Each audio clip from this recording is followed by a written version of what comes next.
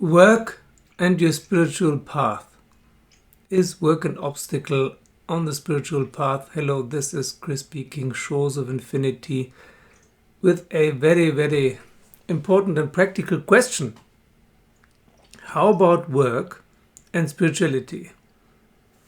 Are they compatible? I'm sure many of you have noticed already that sometimes work seems to get in the way of staying centered, staying calm, staying free of thoughts, free of harassing emotions, free, basically. It very much depends on the work, of course. How stressful the work is, how suiting the work is to you. If you feel obligated to work against your will, maybe you have to pay bills, or you feel pressured by someone to do this kind of work, or you used to enjoy it and now not anymore, but you don't dare quit because you're, 50 plus, for example, and you're afraid that you won't get any other job anymore. There are all kinds of reasons why people do work that they don't really like. Here, the answer is uncomfortable but quite straightforward. If you're doing a work that you don't like, a job that you don't like, it's time to get out of it. But if you do some kind of work or job that you do like, but that is still kind of stressful and throws you off your game and off your balance, then what? In my case, for example, I have several jobs. One is to be a therapist, which is a good job. One is to teach therapeutic methods, which is also a good job, because the pupils, the students, are there on their own accord. And the third one is to be a school teacher, teaching philosophy in school. That is a very interesting job. It's also fun most of the time, but it can be really stressful and can really impinge on your thinking. This is the kind of job that can really make your mind spin. Usually my mind doesn't do anything if I don't need it to. But when the school teaching is concerned, it can do all kinds of funny things by itself. Just starts thinking without me having ordered it to do so. I sometimes find myself thinking about classes or topics or students or some kind of bureaucratic stuff that has to be done just like that. And this is, of course, this is an obstacle. So it's not so much the job itself, but what it entails. And I'm working on it. And of course, the reason why the job sometimes gets to me or to my thoughts is because there are still some things, after all these decades of internal work, there's still some things that can be triggered. Memories from my own school times and days, or other childhood stuff. Maybe one trauma or another that has not been 100% resolved. Difficult people, young and old. But that's life. Life is that you are thrown into contact with other life forms that are not necessarily very comfortable, which has of course been exacerbated the last 2 years, where people have been quarreling a lot about their fears. But imagine you're in a monastery. In a monastery, you don't have to work for money.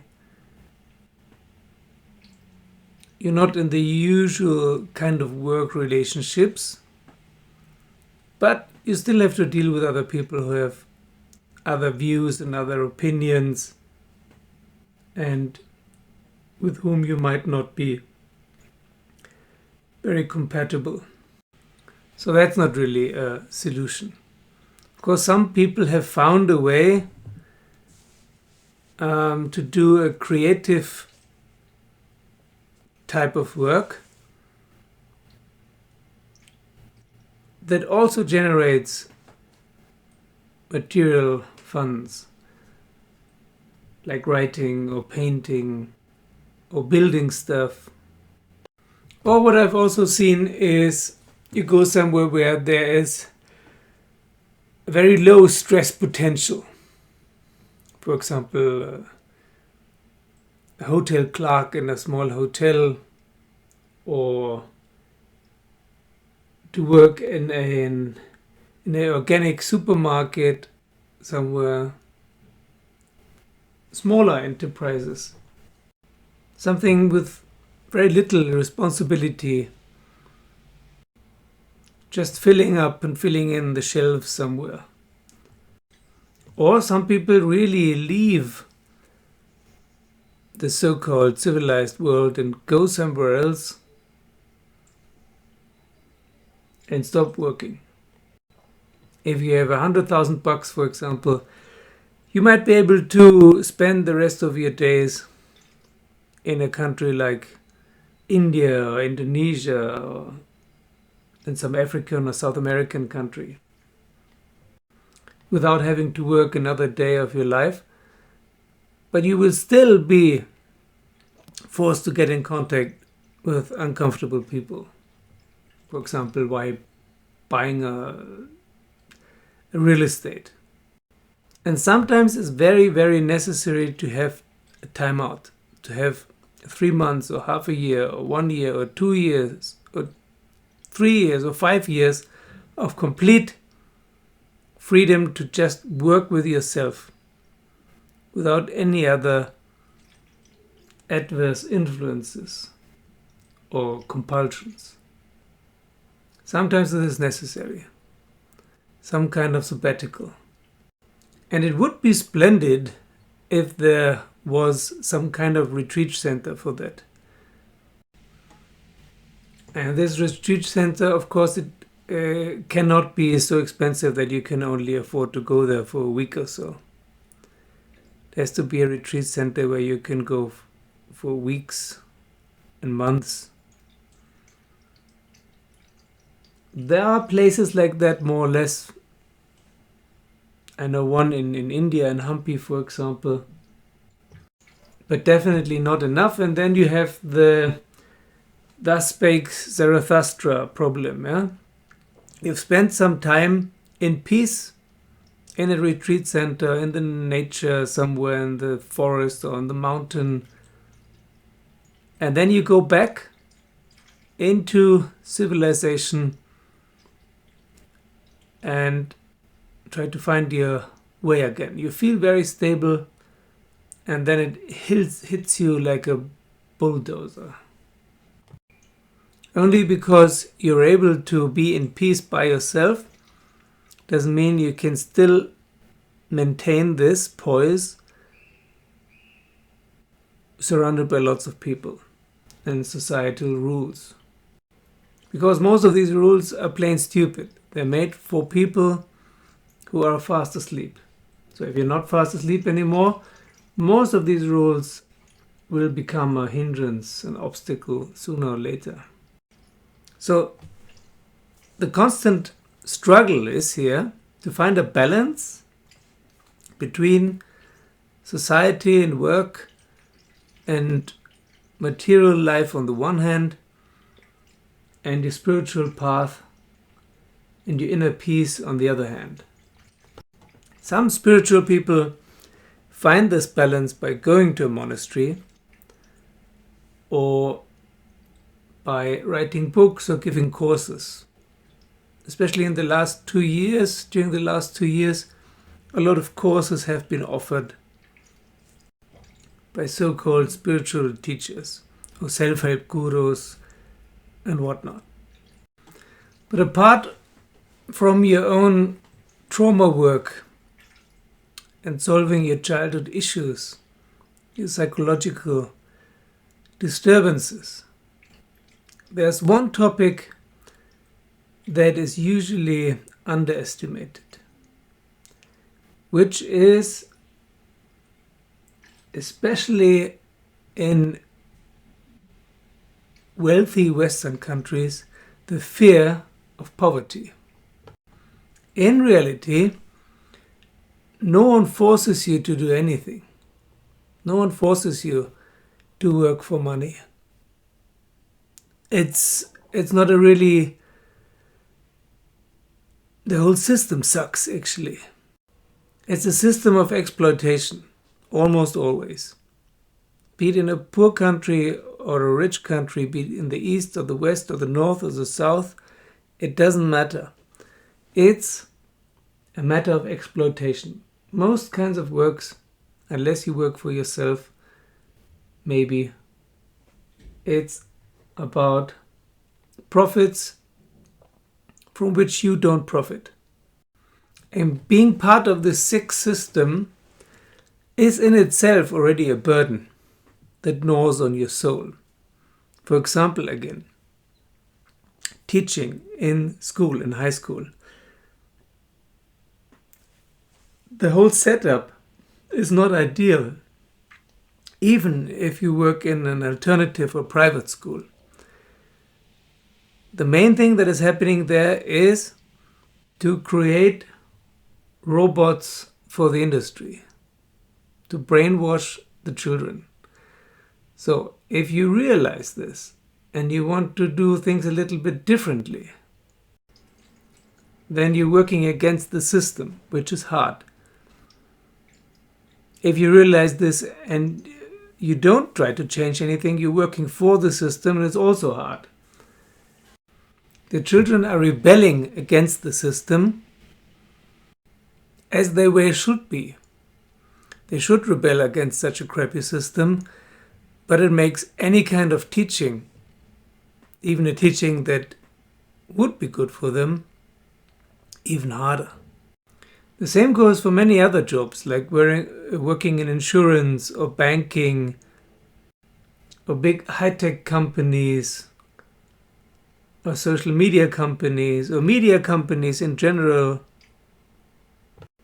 If you're awake, you're caught in a special conundrum, because you either work with the system and you know the system is bad, or you work against the system and you make your life harder in other degrees and aspects.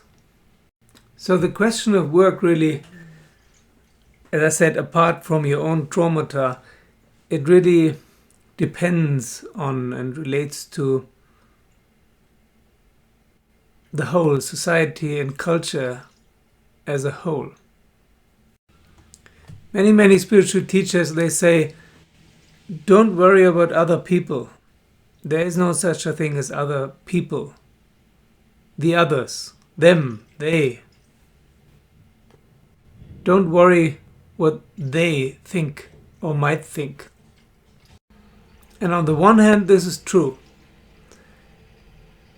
Most of us think too much about what others think or might think. And most of these thoughts about what others think or might think are totally wrong. They're just conjecture based on some fears that have been put upon us as children. Other spiritual teachers, they say it's all one. We're all part of the same divine being, call it Brahman or whatever, and we just imagine that we are individuals, while in actual facts we're all just this one thingy, this one great beastie, dreaming the world. Others say linear time is an illusion. It's just one moment that keeps on repeating. The world comes into existence and falls apart every 5 seconds or so. Recently I read that some natural scientists, some physicists think that our reality is actually within a black hole. All these explanations are great and have some practical applications as well. You can explain a lot. But do they help you in difficult social situations or arguments? Do they help you to pay your bills or to live in peace? How to stop to play the money game in a money world. For even wealthy people, they usually don't stop playing the game. I don't know anyone who is saying, okay, I've earned my first 3 million now, that's enough, I can live off the interest, or I can just live off the money that lasts until my death. No. Once you're in the game, it's very hard to quit. And those I know who have quit, who just went to an island, burned their passport, they're usually also not completely happy. Yes, they're more free, but it's not the ideal solution either. So one of the first things that is necessary to work on is, as I said, the fear of destitution, the fear of poverty, the fear of ending up under the bridge, the fear of not having enough to eat tomorrow. This is an inbuilt human fear, and it's independent on the country, on the culture, if you're rich or poor, if you're in Africa or Denmark or Bhutan or Costa Rica or whatever. There are all these statistics of the happiest countries of the world, meaning in which country most people are happy. And the 3 top countries right now are Finland, Norway, and Denmark. But who makes these statistics? Who pays for them? How do they get to their results, and what do they measure? It's again mostly material stuff. I think that most people in India are happier than most people in Denmark, Norway, Finland, the Netherlands, and so on. Because freedom is an internal thing. It doesn't depend so much. It depends to some degree, of course, but not only on material well-being and the government. One new trend is to start a small self-sustainable farm. Actually, it's a very old trend, but it's a new trend again. That could be a viable option in order to stop as many dependencies as possible. And another thing that is very important to really look into yourself is, what is success for you? What is success for you? Because most people somewhere think they want to be successful. But what is successful? What is success? Because here we often kid ourselves and think, okay, now I don't want material success anymore. I don't want status and money and luxury, but I want spiritual success. But there is no spiritual success. The whole idea of success is part of the rat race, is part of the sick culture that is falling into degeneration more and more.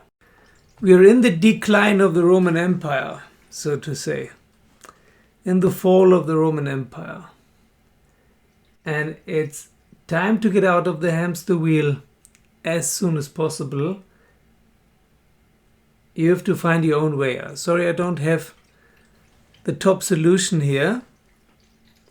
But the 2 things I can tell you is, look into your psychological processes and beliefs about money and about success.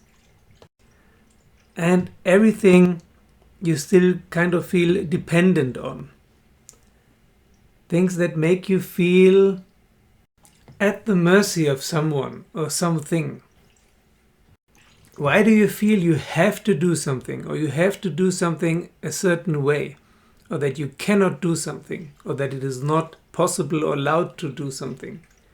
Have a look into it. Thank you for listening. Thank you to all my Patreons. Thank you for watching, subscribing, joining me as a Patreon, and see you soon.